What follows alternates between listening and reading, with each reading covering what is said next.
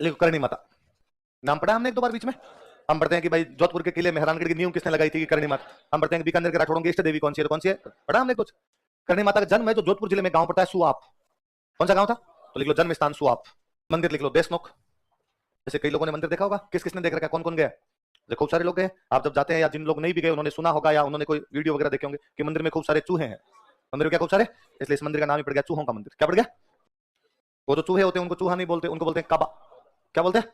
लिखो। ऐसा मानते हैं कि किसी को सफेद चूहा दिख जाए तो ये अच्छी बात है, शुभ माना जाता है। किसका दर्शन शुभ माना जाता है? सफेद चूहा जो होता है उसका। ऐसा कहते हैं कि करणी माता का एक बेटा था, वो कोलाइट नहाने के लिए गया। कहां पे नहाने के लिए गया? कोलाइट में झील हम पढ़ते हैं, सत्यनारायण पूर्णिमा कोलाइट में बड़ा मेला लगता है, वहां पे नहाने के लिए गया। पैर फिसलने से उसकी मृत्यु हो गई। कोलाइट झील में डूबने से उसकी क्या होगी? मृत्यु। कहते करणी माता ने अपने उस बेटे को जिंदा किया और जिंदा करने के बाद कहा आज के बाद कोई भी मेरा बेटा मुझे छोड़ के कहीं नहीं जाएगा। आज के बाद मेरा बेटा कोई भी मुझे छोड़ के। तो कहते देशनोक गांव के अंदर जो भी चारण रहते हैं वो सारे करणी माता के वंशज है। ऐसा माना जाता है कि उनके परिवार में किसी की डेथ होती है तो काबा बनता है, काबे की डेथ होती है तो उनके परिवार के अंदर जाता है। वो सारे देशनोक के अंदर ही रहते हैं। तो माना जाता है कि जितने भी काबे हैं ये करणी माता के वंशज। और चमत्कार को नमस्कार है, मैंने वहां एक भी काबा छोटा बच्चा नहीं देखा, एक भी काबा मरा हुआ नहीं देखा। इतने सारे काबे हैं तो ये होना चाहिए ना कोई छोटा सा इतना सा हो, कोई तबड़ा हो, कोई तबड़ा हो, ये होना चाहिए। सारे एक आकार के लगभग। मैंने सिंगल नहीं देखा उनमें कोई मरा हुआ है। सबसे बड़ी बात, मंदिर में इतने ज्यादा चूहे कि आपसे चला नहीं जाता है ना। आपको पैर घसीट के चलना पड़ता है। यदि आपने पैर उठा लिया तो सकता है आपके पैर के नीचे चूहा आ जाए, और आप पैर घसीट के चलते तो भी आपके ऊपर से चूहे निकलते हैं। तो कई जो यूं आपके शहर वाले टबर कूल डूड टाइप के जाते हैं तो कूदते रहते हैं उधर, उनसे तो परिक्रमा नहीं दी जाती। गांव वालों में तो क्या चूहे छिपकली ऊपर से खूब गए हुए रहते हैं, है ना। वरना ये जो एक फैशन है छिपकली से डरने वाला, तो वो बाद में टाबर बाद में उनसे चला ही नहीं जाता। वहां इतने ज्यादा चूहे हैं फिर भी बिल्ली नहीं आती। देशनोक में बिल्लियां तो खूब सारी है। ऐसा नहीं है देशनोक गांव में बिल्लियां नहीं है, बिल्लियां तो है। तो वहां मंदिर क्यों नहीं आ रही?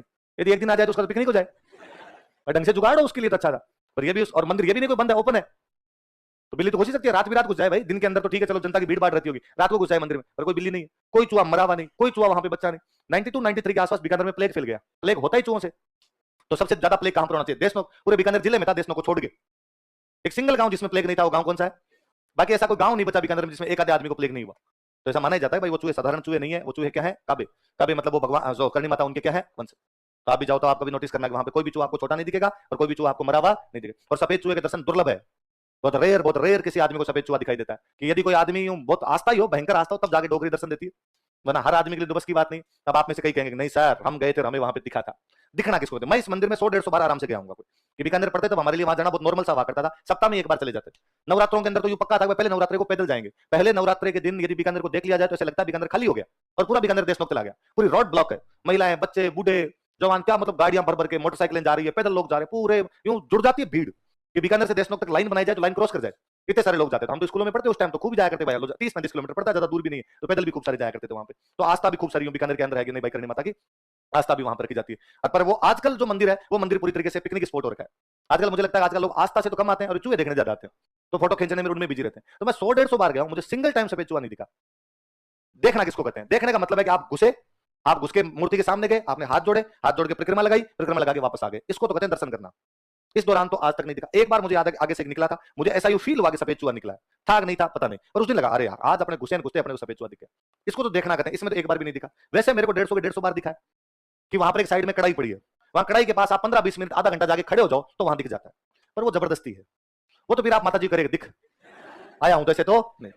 डोकरी जिस दिन भला करेगी उस दिन खुद ही दर्शन दे देगी। और यदि आपकी भक्ति में कहीं ना कहीं कमी है तो तब तक आपको डोकरी दर्शन अपने मानते हैं कि भाई अपनी इतनी अच्छी भक्ति नहीं करते होंगे डोकरी को ये लगे कि इसको दर्शन देने चाहिए। वहां जाके उस कढ़ाई के पास में जब वहां तो जितनी बार गए हमेशा खड़े होते हैं।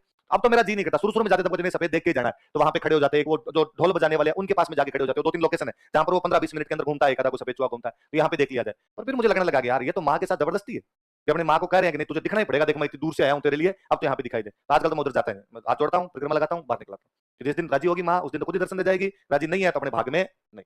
ऐसे जाते ही मूर्ति के सामने गए, परिक्रमा निकाल के बाहर आए। आप में से किस किस को दिखाया? 1 2, क्योंकि मंदिर जाने वालों में तो अपने खूब सारे लोगों ने हाथ खड़े किए। तो बहुत रेयर दिखता है वास्तव में। तो ये कोई डोकरी का चमत्कार सा है। ये तो मुख्य मंदिर है। ये मुख्य मंदिर है, ये तो कौन सा है? देशनोक में क्या बोलते हैं इसको? चूहों का मंदिर। चूहों को क्या बोलते हैं? काबा। और कौन से काबे को देखना चाहिए? इस देशनोक से थोड़ा सा अंदर की तरफ चलते हैं, मतलब गांव के अंदर जो जंगल की तरफ है, वहां पर एक मंदिर और बना हुआ जिस मंदिर को बोलते हैं नेहड़ी जी। क्या बोलते हैं? नेहड़ी जी बोलते हैं। पहले तो मैं बताता हूँ नेहड़ी क्या होती है। बिलोना देखा? बिलोना बिलोना देखा? दही दही करने वाला जो छाछ को जो बिलोते हैं, दही को बिलोते हैं, उसमें एक लकड़ी होती है जो जमीन में रोकते हैं। एक लकड़ी जो जमीन में रोकते हैं। फिर आगे आपकी हांडी रखी हुई, फिर हांडी में एक लकड़ी और होती है। जो हांडी में लकड़ी होती है जो घूमती है उसमें, वो तो जेरना। और क्या है? जेर। वो लकड़ी जो आपके जमीन में रोपी हो जिसके चारों तरफ रस्सी घुमाते हो उसको बोलते हैं नेहड़ी। क्या बोलते हैं? तो जो जमीन में रोपी हुई लकड़ी जिसके सहारे रस्सी घूमती है वो तो क्या है? जो हांडी के अंदर आपकी जो लकड़ी घूमती है, मथती है उस दही को, उसको क्या बोलते हैं? झेरना। तो वो जो नेहड़ी है, वो जो बाहर लकड़ी लकड़ी होती है, जो आपकी जमीन में रूपी होती है। कहते करणी माता जब यहाँ रहते थे, इनके पास खूब सारी गायें थी। खूब सारी गायें थी तो उन गायों का दूध होता, दूध का आप दही जमाओ, दही की आप छाछ बनाओ। तब उनको यहाँ पे वो छाछ वगैरह बनाया करते। तो जो लकड़ी उन्होंने लगा रखी थी, जो नेहड़ी लगा रखी थी, वो खेजड़ी का पेड़ है। वो क्या है? और लोग ऐसा मानते हैं कि उस खेजड़ी के पेड़ की चर्म रोग पर यदि लगाई जाए, छाल लगाई जाए, तो उनकी बीमारियां दूर हो जाती है। तो वहां से लोग वो जो खेजड़ी का पेड़ था, जो नेहड़ी जी है, जो करणी माता की नेहड़ी जी मानी जाती है, उसको छाल को तोड़ तोड़ के लेके जाया करते थे। तो कई साल तो वो बस खेजड़ी थी, वहां पे कोई मंदिर मंदिर नहीं था। अब वहां पे बहुत बड़ा मंदिर बना दिया। अब तो वहां पे इतनी ज्यादा भीड़ आने लग गई कि उस खेजड़ी को कवर कर रखा है, ताकि इसकी छाल को उतार नहीं सके, वरना लोग छीना झपटी करते हैं वहां उसके लिए। तो अब उसको पूरा कवर कर दिया और मंदिर बहुत अच्छा सा बना हुआ है। आप में से जब भी कोई जाए तो मुख्य मंदिर तो जाए, बाद में नेहड़ी जी जाके आए, क्योंकि नेहड़ी जी वाली जगह पे करणी माता रहती थी। तो वहां नीचे अब ये गुफा बनी हुई है। ऐसा इस गुफा में एक शिवलिंग है। ऐसा माना जाता है कि इस गुफा में बैठ के करणी माता तपस्या किया करती थी। और जब करणी माता इस गुफा में बैठ के तपस्या करती, तब बाहर के किसी भी आदमी की एंट्री बैन थी, कि बाहर से कोई भी आदमी इस गुफा के अंदर नहीं जाएगा। और यदि कोई बंदा उस गुफा के अंदर जाएगा तो करणी माता को सूचना देके जाएगा, माता जी मैं अंदर आ रहा हूं, तो जा सकता है, वरना तो नहीं जाएगा। कारण कहते हैं कि भाई करणी माता जब उस गुफा में बैठती तो अपना भेष बदल लिया करती, रूप परिवर्तन करके वहां पर बैठा करती थी। इसलिए डोकरे टाइप के लोग तो आज भी इन बातों का ध्यान रखते हैं। और जब उस गुफा के अंदर घुसते हैं तो या तो उसकी दीवारों पर मारते हैं, आने का एंट्री साइन है, या बात है गांव का सीधा तरीका खंखारे करो, खंखारे करके अंदर जाओ। युवा पीढ़ी को पता नहीं तो आप सीधे सीधे उसमें घुस जाते हो। नहीं घुसना उसमें। उस गुफा में घुसने से पहले या तो उसकी दीवारों पर मारा जाए, या बाद में क्या किया जाए? खंखारे किए जाए, तब अंदर जाके सूचना मिलेगी आप अंदर आ सकते हो। उस मंदिर को क्या बोलते हैं? ऐसा कहते हैं कि करणी माता 151 साल की होकर मरी थी। कितने साल जिंदा रही थी? आप कभी नोटिस भी करना, ऐसा होता भी है कि यदि कोई बंदा 100 साल के बाद जिंदा रहे, हम भारतीय दर्शन ये मानता है कि व्यक्ति का जीवन कितने साल का है? 100 साल से पहले पहले आदमी मर जाएगा, आपने 100 साल का माना जाता है। पर मान लो यदि कोई 100 साल के बाद जिंदा रहता है, तो यदि किसी आदमी के बाल उड़ गए तो वापस आते हैं। यदि बाल सफेद हो गए, काले होते हैं। यदि दांत गिर गए वापस आते हैं। महिलाओं की दाढ़ी आ जाती है, महिलाओं के दाढ़ी के बाल आने लग जाएंगे। और कहते हैं कि जिन महिलाओं के दाढ़ी के बाल आने लग जाते हैं वो देवी का रूप है। इसलिए आज भी गांव में जिन महिलाओं के इस प्रकार के चेहरे पर बाल दिखाई दे, उनको चमत्कारी महिलाएं माना जाता है। तो करणी माता की दाढ़ी आ गई थी, इसलिए करणी माता का नाम है दाढ़ी वाली डोकरी। क्या नाम है? डोकरी का मतलब होता है बूढ़ी महिला। डोकरी मतलब क्या होता है? इतने बूढ़े हो गए थे कि उनकी क्या आने लग गई थी? दाढ़ी आने लग गई थी। देखो, करणी माता को दाढ़ी वाली डोकरी कहा जाता है। अरे डोकरी शब्द पे आपको पता नहीं क्यों अजीब लगता है। मैंने मतलब यहाँ आने के बाद मैं पढ़ाने लगा था, मुझे लगा कि डोकरी शब्द में हंसते हैं। मैंने कभी याद ही नहीं आता करणी माता के मंदिर गए, कभी किसी को करणी माता के जाके कोई पूछता कहां जा रहे हो? डोकरी के। कहां से आ रहे हो? डोकरी। करणी। और आपको गाड़ियों के पीछे लिखा मिलेगा डोकरी कृपा, आपको मूर्तियों के नीचे लिखा मिलेगा दाढ़ी वाली डोकरी। तो डोकरी माता जी जितने भी है देवियां हुई है, इनके लिए सम्मानजनक शब्द माना जाता था कि भाई बूढ़ी महिलाएं थी, तो मूर्तियां लाता है वहां से। तो कोई बंदा गया दुकान पर, उसने जाके कहा भाई मुझे करणी माता की मूर्ति दे दो। तो करणी माता की बहुत फेमस सी मूर्ति है, जिसमें करणी माता की महिला के रूप में खड़ी है, उनके हाथ में त्रिशूल सा लिया हुआ है और साथ में एक शेर बैठा है। साथ में क्या बैठा हुआ है? शेर। वो बहुत फेमस मूर्ति करणी माता की। तो दुकान वाला फटाफट वो निकाल के देता है। कई बार 10 लोगों में से कोई एक आदमी वापस ये मत दे, डंकी दे, दाढ़ी वाली दे। असली रूप माता जी का वो है, ये तुम्हारे बनाए हुए हैं कि माता है तो माता के साथ में शेर है, और माता है तो माता के हाथ में क्या है? त्रिशूल। ये हमारे वाली करणी माता नहीं, ये तो कोई माता है। हर देवी का स्वरूप इसी प्रकार का है। हमारे वाली माता जी तो है जिसमें दाढ़ी आ रखी है। फिर बाकायदा वो एक सिंगल फोटो निकाल के देता है जिसमें एक बूढ़ी सी महिला बैठी है और उस महिला के चेहरे पे क्या रखी है? दाढ़ी आ रखी है, इसलिए नाम ही क्या पड़ गया? दाढ़ी वाली डोकरी। कितने साल के होके मरे? 151 साल के। और मुझे तो ये भी बड़ा अजीब लगता है, इन माता जी को कभी आप नहीं कहा जाता। कितने साल के होके मरी? तू। माँ के साथ रिश्ता तभी बन पाता है डंका। तो मेरे कभी याद नहीं आता, कभी मैं और किसी मंदिर में गया हूं तो मैं उनको जाके भगवान का हे भगवान आप ये करना मेरे लिए, आप ये करना। करणी माता अगर मैं कभी कहता डोकरी तू ये कर, तू मेरा ये भला काम कर, तू मेरा ये अच्छा काम कर। माँ को आप कहे फिर माँ वाली सी फीलिंग नहीं आती, फिर लगता है और कोई महिला है उसके साथ। तो वो दिल वाला रिश्ता तो तभी बन पाए जब आपको लगता है वाकई उसके बेटे और वो आपकी माँ है। करणी माता का प्रतीक माना जाता है चील। चील होता है, चील उसमें भी चील होती है, इसको लोकल भाषा वहां बोलते हैं सांवली। क्या बोलते हैं? देखो करणी माता का प्रतीक, सिंबल ऑफ करणी माता। तो करणी माता का प्रतीक क्या माना जाता है? चील। या कोष्टक में क्या लिख लो? सांवली। यह भी कोई डोकरी का चमत्कार ही है। बीकानेर में किला है जूनागढ़, जूनागढ़ किला 1589 के आसपास बना लिया राय सिंह ने। 500 साल हो गया। कितने साल हो गए? 2000 चल रहा है, 500 साल हो गए। आप कभी चले जाओ जूनागढ़ किले को देखने के लिए, वहां जूनागढ़ किले के ऊपर बीकानेर का झंडा है। बीकानेर स्टेट जब हुआ करता उसका जो झंडा था वो था, उस पर एनी टाइम चील है, हर समय चील है उसके ऊपर। और मतलब आप उस टाइम नहीं दिख रही, आप 2-4 मिनट खड़े हो कहीं से कैसे उड़ते हुए आएगी, उस झंडे के आसपास चक्कर कटेगी। तो बीकानेर पे करणी माता का आशीर्वाद था। किसका आशीर्वाद था? कि जब बीका यहाँ पे आया था सबसे पहले जाके किससे मिले थे? तो उस दिन करणी माता ने बीका कहा था कि बीका तेरो बीकाणो जोदड़ है सवायो बादसी। बीका तेरो बीकाणो जोदड़ है कि हे बीका एक दिन तेरा बीकानेर जोधपुर से भी क्या हो जाएगा? सवाया। आप नोटिस करो, हमने रियासत पढ़ी अजमेर, चौहानों की रियासत कौन सी पढ़ी? अजमेर। चौहानों की मूल रियासत अजमेर थी, अजमेर से टूट के और खूब सारी रियासतें बनी, पर उनका इतिहास अजमेर से बड़ा नहीं है। उनका सबका अजमेर से छोटा छोटा इतिहास है ना। हमने एक मूल रियासत पढ़ी मेवाड़, कौन सी पढ़ी? मेवाड़ से टूट के बनी डूंगरपुर, बांसवाड़ा, प्रतापगढ़, शाहपुरा, छोटा छोटा इतिहास है। मतलब हमने एक दिन में चारों कर लिए, डूंगरपुर, बांसवाड़ा, प्रतापगढ़, जो कि मेवाड़ पढ़ने में अपने को लगे दिन 15।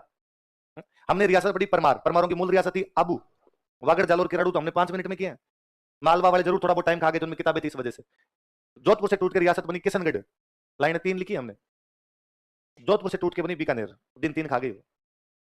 कोई रियासत मूल रियासत से टूट के बनी है राजस्थान में, उनमें एक रियासत फली फूली है। वो रियासत कौन सी थी? वो किसका आशीर्वाद है? 1999 या 2000 में सन बोल रहा हूँ, इसके आसपास 2000 के आसपास में बीकानेर में छावनी में आग लग गई। छावनी समझते हो, जहां फौजियों का रहने का। आग भी वहां लगी जहां पे ट्रक थे हथियारों वाले, जिनमें गोला बारूद रखा हुआ था, उनमें आग लग गई और अपने आप वो गोले फटने लग गए। कई गोले तो वहां से उसमें आग लगने के बाद वो दूर दूर जाके पड़े, इसलिए छावनी से 1-1 किलोमीटर दूर, 2-2 किलोमीटर दूर जाके गोले पड़े वो जाके।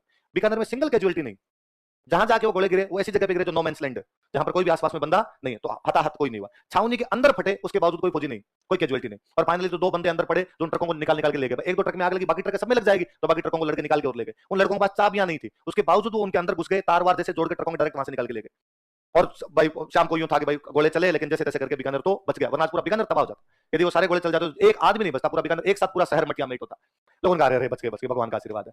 जैसा कहा जाता है कि शाम उस दिन रात को करणी माता ने देशमुख मंदिर के जो मुख्य पुजारी है उनको दर्शन दिए और उनको कहा कि बीकानेर वाले मंगतों को समझाना कि इनको बचाने के चक्कर में मेरे हाथ जल गए। बचाने के चक्कर में क्या जल गए? आग, आग में आप हाथ लगाओगे हाथ जलेंगे ना, तो वो गोले बारूद के मैंने हाथ लगा लिए थे तब ये बचे हैं जाके। मैं तब छोटा था, बहुत अखबारों में, मुझे अब भी याद है अखबारों की हेडलाइन थी कि अगले दिन पूरे बीकानेर के अंदर जितनी महिलाएं उन्होंने हाथों में मेहंदी लगाई।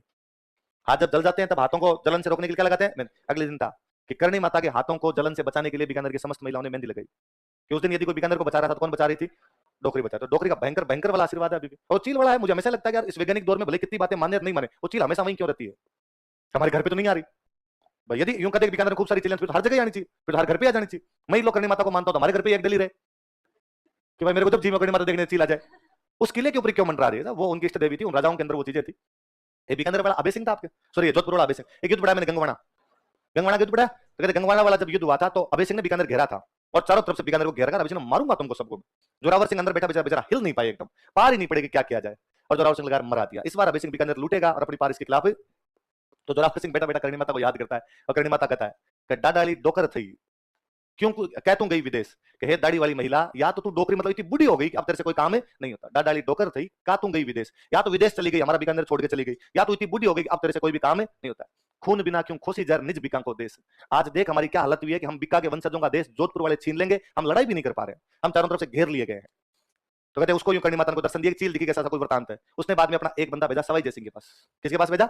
सवाई जयसिंह। और सवाई जयसिंह को आगे कहा भाई हमारी पार नहीं पड़ रही, तू हमारी सहायता कर। सवाई जयसिंह बदमाश आदमी था। सवाई जयसिंह ने कहा कि तुम्हारी रक्षा करणी माता करती है, तुम तो बीकानेर वाले कहते हो ना, हमारी तो करणी माता जाती है, इस बार कहां गई तुम्हारी करणी माता? वो 2 पंडित जी आए थे, वो और सियाने थे, उनका करणी माता ने ऑर्डर दिया है कि इस बार सवाई जयसिंह बचाएगा मेरी तरफ से। इसलिए सवाई जयसिंह जयपुर की तरफ से जोधपुर पे हमला करता है गंगवाना पे। जब इधर जोधपुर से जाता तो अभय सिंह कहां बैठा हुआ है? बीकानेर। तो अभय सिंह को लगा कि यार यदि मैं बीकानेर बैठा रहा तो सवाई जयसिंह क्या लूट लेगा मेरा जोधपुर। तो अभय सिंह बेचारा भाग के आया उधर से, गंगवाना के अंदर लड़ा, बीकानेर खाली हो गया। गंगवाना में लड़ाई उसके अंदर सवाई जयसिंह जीतता है, जोधपुर वालों को जुर्माना लगाता है, फिर वहां से वापस आता है। गंगवाना की तो पूरी लड़ाई डोकरी ने जिताई उस दिन, कि वरना वहां से अभय सिंह की घेराई खाली नहीं करता, घेरा खाली नहीं होता तो अभय सिंह लूट लेता उस दिन। याद रहेगी करणी माता की बात है, अगले माता लिखो।